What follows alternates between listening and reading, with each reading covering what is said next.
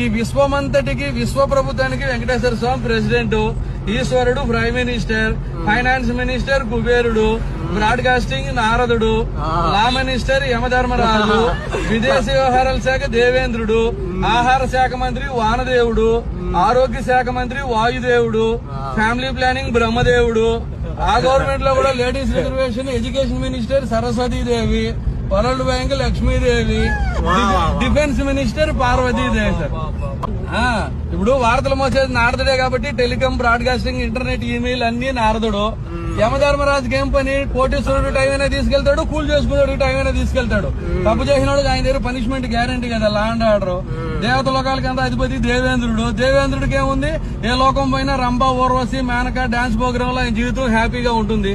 మన విదేశాంగ మంత్రి కూడా జనాల డబ్బుతో రష్యా, అమెరికా, ఫ్రాన్స్ జాలికి తిరిగేస్తున్నారు.